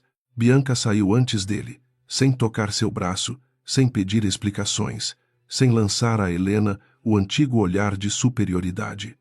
Havia nela uma ruína ainda orgulhosa, mas a fantasia romântica estava morta. Arthur permaneceu sentado, olhando para as próprias mãos como se nelas pudesse encontrar uma versão mais limpa de si mesmo. Nenhuma apareceu. Alguns homens descobrem tarde demais que elegância não esteriliza a corrupção. Helena recolheu a caneta de Álvaro, guardou-a no bolso interno do paletó e respirou pela primeira vez em horas sem sentir a sala contra o peito. O rosto ainda marcado refletiu no vidro, sobreposto à cidade vasta. Ela viu ali uma mulher cansada, ferida, mas não diminuída. Mateus aproximou-se e disse que os funcionários aguardavam uma comunicação oficial. Helena assentiu. A batalha jurídica continuaria. A imprensa ainda rugiria. Caio ainda tentaria ferir. Mas o centro havia mudado. A verdade agora tinha ata, voz e testemunhas. Antes de sair, Caio parou à porta e olhou para Helena com um ódio que já não possuía disfarce. Disse que ela se arrependeria de tê-lo transformado em inimigo. Helena caminhou até ele, parando a uma distância segura, diante dos conselheiros e da equipe jurídica. Respondeu que ele se transformara sozinho, muito antes daquela manhã, quando decidiu que amor, empresa e dignidade eram coisas que podia usar. Então passou por ele sem encostar. Pela primeira vez, foi Caio quem ficou imóvel. incapaz de segurar a mão de alguém. Nos dias que se seguiram à reunião do conselho, a cidade descobriu que escândalos elegantes também sangravam. As primeiras notas tímidas deram lugar a reportagens sobre governança, contratos suspeitos e afastamento preventivo de Caio Vasconcelos. Nenhuma manchete conseguiu resumir a complexidade do que havia acontecido, porque a verdade não cabia na palavra traição, nem na palavra fraude. Helena observava tudo de seu escritório provisório, sem celebrar. Cada documento enviado às autoridades era uma pedra retirada de uma construção apodrecida, e cada pedra removida revelava outra rachadura escondida. Caio tentou reagir com a ferocidade de quem não sabia existir sem domínio. Contratou advogados caros, enviou notificações agressivas e acusou Helena de destruir reputações para assumir poder absoluto na Duarte Global. Mas a voz dele já não encontrava o mesmo abrigo. Os conselheiros que antes atendiam suas ligações agora respondiam por intermediários. Fornecedores pediam orientação ao departamento jurídico antes de qualquer contato. Amigos que bebiam em sua mesa passaram a chamá-lo de conhecido. O mundo que ele julgava leal mostrava sua verdadeira natureza, feita de conveniência e portas giratórias. Teresa sofreu queda mais silenciosa, porém não menos cruel para seu orgulho. As amigas que frequentavam seus almoços beneficentes enviavam mensagens curtas, cheias de delicadeza defensiva, prometendo orações e distância. O clube adiou um evento em sua homenagem por motivos de agenda, embora todos entendessem o motivo real. Ela passava horas diante do espelho, tentando reconhecer a mulher que comandava salões com um sorriso. Pela primeira vez, a reputação que cultivara como jardim ornamental parecia coberta por uma poeira que nenhuma criada conseguiria limpar. Bianca recebeu a intimação numa manhã chuvosa, quando ainda dormia mal e acordava com o som imaginário do tapa que dera. O gesto voltava em sonhos, mas nunca como vitória. Nas lembranças noturnas, sua mão subia diante do salão, e o rosto de Helena permanecia calmo, enquanto todos os lustres se transformavam em olhos. Seu advogado aconselhou cooperação limitada, disse que Caio tentaria jogar sobre ela o peso dos contratos e que sua melhor defesa seria entregar mensagens, comprovantes e nomes antes que fosse tarde. No escritório de Helena, pilhas de documentos foram substituídas por mapas de reestruturação. A investigação continuava, mas a empresa não podia viver apenas de passado. Havia funcionários assustados, contratos legítimos a preservar, equipes feridas pela sensação de terem trabalhado sob uma sombra. Helena reuniu gerentes, ouviu setores, abriu canais protegidos e determinou revisão de práticas que antes eram justificadas como rapidez comercial. Alguns a chamaram de dura, outros, em silêncio, começaram a respirar melhor. Ela não buscava carinho institucional, buscava uma casa onde o medo não fosse política. Mateus tornou-se peça essencial nessa reconstrução. Ele caminhava pelos corredores com uma pasta sempre cheia, mas agora as pessoas o paravam para entregar informações sem olhar por cima do ombro. Clara, a recepcionista que antes tremia, aceitou depor sobre recados adulterados e visitas não registradas.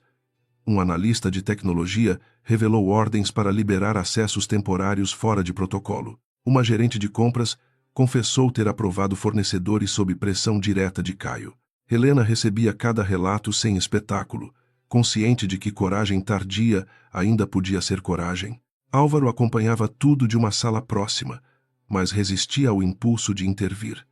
Às vezes, ao ver a filha atravessar o átrio com o rosto ainda levemente marcado, sentia uma dor antiga misturada a orgulho.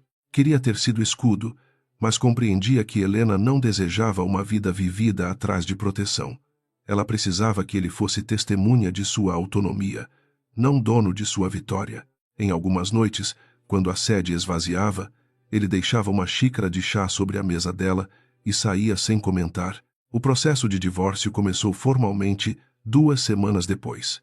Helena assinou os primeiros documentos numa sala clara diante de Irene, sem tremer. O casamento terminava não com gritos, mas com papel, tinta e lucidez. Caio recusou os termos iniciais, alegando que havia contribuído para o crescimento do grupo e merecia compensações maiores. Irene o lembrou, por escrito, de que a discussão patrimonial seria separada das apurações de fraude e abuso. Helena leu a resposta dele e sentiu uma estranha calma. Até o fim, Caio confundia vínculo com oportunidade. Bianca pediu uma reunião com Helena no início de uma tarde cinzenta. Irene desaconselhou qualquer encontro privado e Helena concordou. Recebeu-a na presença da advogada, numa sala pequena da empresa, longe dos salões onde a humilhação começara. Bianca entrou sem brilho, usando roupas discretas e carregando uma pasta fina. O orgulho ainda sobrevivia em seu queixo erguido, mas seus olhos mostravam noites de medo.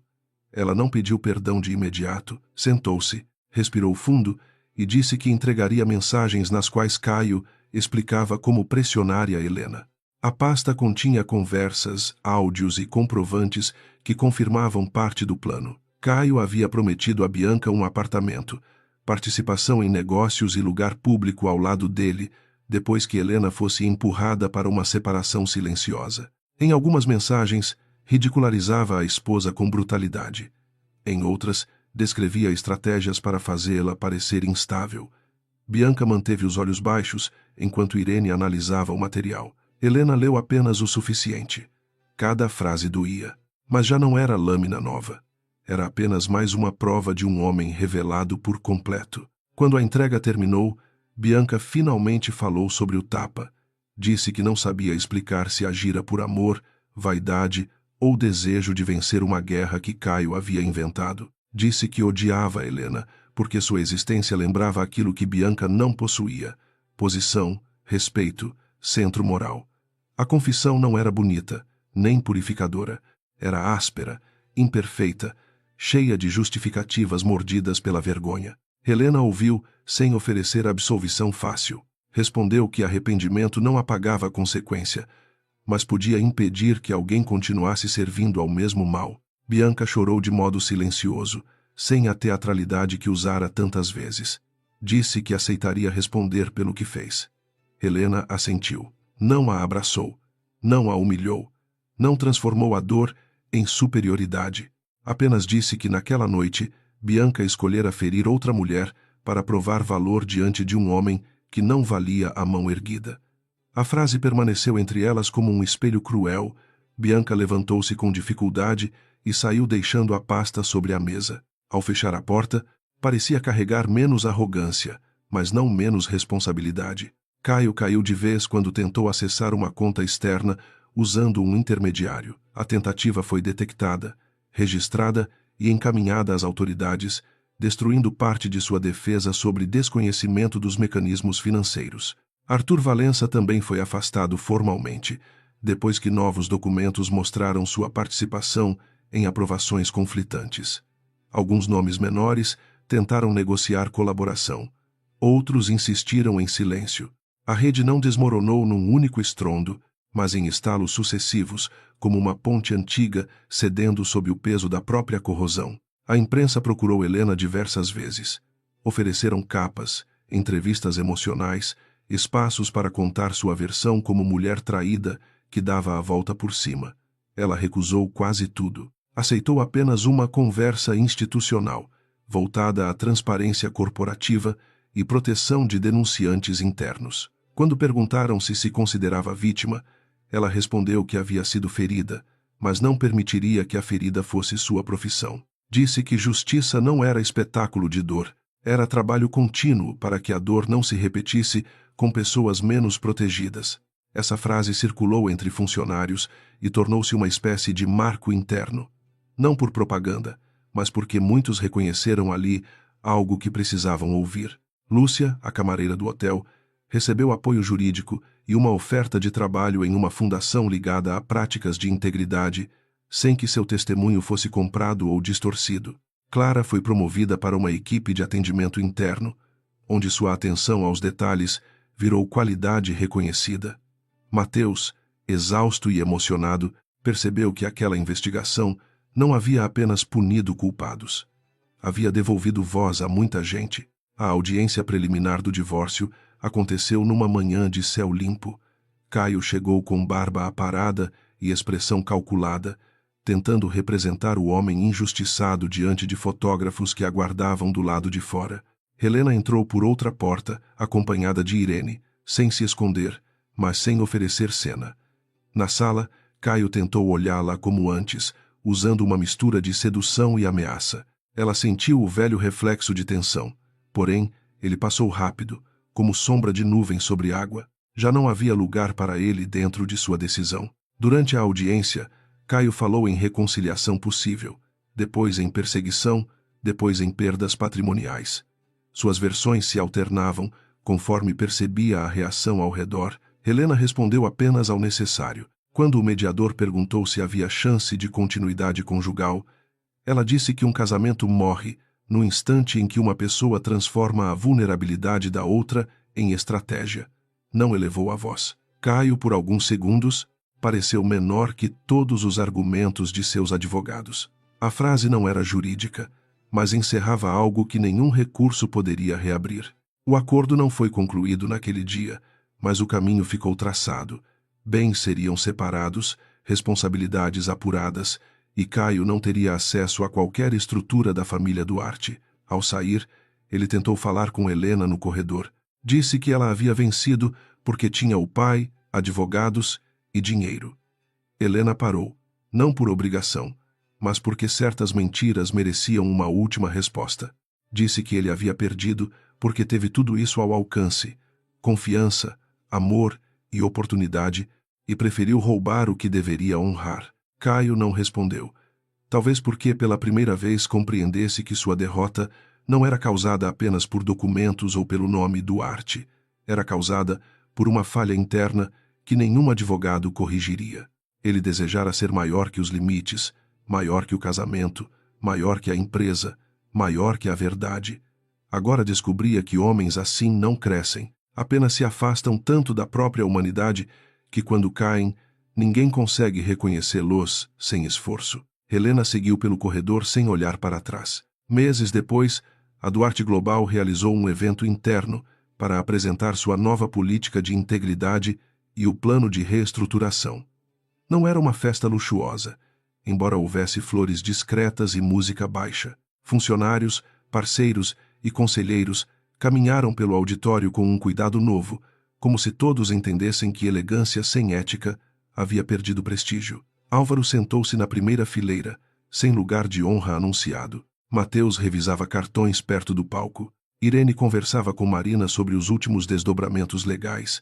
Helena aguardava atrás da cortina, em silêncio. Ela vestia um terno verde escuro, quase da mesma cor do vestido usado na noite do aniversário de Teresa. A escolha não era acidente. Não queria apagar aquela memória, queria transformá-la. Tocou o rosto, onde não havia mais marca visível, embora a pele parecesse lembrar em silêncio. Na bolsa, guardava a caneta antiga do pai e uma cópia assinada da homologação do divórcio, concluída naquela semana. O papel não lhe dera alegria explosiva, dera espaço. E espaço, depois de tanto controle, parecia uma forma profunda de felicidade. Quando seu nome foi anunciado, o auditório ficou em silêncio. Não era o silêncio covarde do salão de Teresa, nem o silêncio assustado da sala do conselho. Era outro, feito de atenção e respeito. Helena caminhou até o púlpito sem pressa. Viu rostos que haviam duvidado dela, rostos que a ajudaram, rostos que ainda aprendiam a distinguir prudência de omissão. Respirou fundo e começou a falar sobre responsabilidade, transparência e a obrigação de proteger pessoas antes de proteger aparências. Sua voz encheu a sala sem precisar endurecer. Ela não mencionou Caio diretamente. Não precisava. Todos conheciam o desfecho.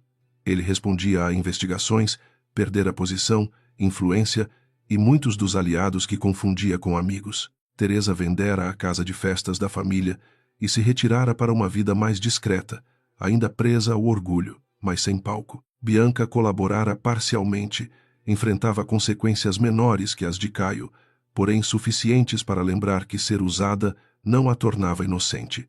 Arthur jamais voltaria ao conselho. A empresa, ferida, seguia viva. Ao final do discurso, Helena disse que poder não era a capacidade de fazer os outros abaixarem a cabeça por medo. Poder verdadeiro era criar um ambiente onde ninguém precisasse abaixá-la para sobreviver. A frase produziu um aplauso lento no início, depois mais forte, até preencher o auditório. Álvaro não aplaudiu de imediato, observou a filha com os olhos úmidos, permitindo-se sentir o que por anos escondera sob disciplina. Depois juntou as mãos aos demais, não como fundador, mas como pai, que via a filha ocupar o próprio destino. Naquela noite, depois do evento, Helena caminhou sozinha pelo átrio vazio da empresa. As luzes estavam reduzidas, e a cidade brilhava além dos vidros, como se nada soubesse das batalhas humanas travadas acima de suas avenidas. Ela parou diante da porta principal e lembrou a mulher que saíra do hotel, com o rosto ardendo e o coração partido. Quis abraçá-la por um instante, não por pena, mas por gratidão. Sem aquela mulher ferida e ainda firme, nenhuma das portas agora abertas existiria. Mateus apareceu com 2 cafés e entregou um a ela. Perguntou se finalmente descansaria. Helena sorriu, um sorriso pequeno, real, livre da necessidade de convencer alguém. Disse que descansaria um pouco, porque reconstruir também exigia pausa. Ele riu, aliviado por vê-la humana depois de tantos dias de aço. Álvaro esperava no carro, mas não buzinou. Sabia que a filha precisava desses minutos finais com o prédio, a cidade e a própria história. Algumas vitórias não pedem festa. Pedem silêncio suficiente para serem compreendidas. Helena saiu pela porta de vidro e encontrou o ar fresco da noite. Não havia salão cheio, nem amante triunfante, nem marido segurando seu braço. Havia apenas seus passos sobre a calçada, firmes e inteiros. O mundo continuava imperfeito, cheio de homens como Caio e silêncios como os daquela festa. Mas ela também continuava ali, não como símbolo intocável, e sim como mulher que aprendera a transformar humilhação em justiça, sem permitir que a justiça virasse amargura. Ao entrar no carro, olhou para o pai e disse que estava pronta para ir para casa. Álvaro perguntou qual casa. Helena olhou pela janela, onde a sede da Duarte Global se erguia atrás deles, iluminada, austera e renovada por dentro. Pensou na casa onde crescera, no apartamento que deixaria para trás, na empresa que agora exigia sua presença, e principalmente no espaço íntimo que reconquistara dentro de si. Então respondeu que ainda estava descobrindo. Álvaro sorriu, entendendo que aquela incerteza não era perda, mas liberdade. O carro seguiu pela avenida e as luzes da cidade se abriram diante dela como um caminho sem mãos que a prendessem.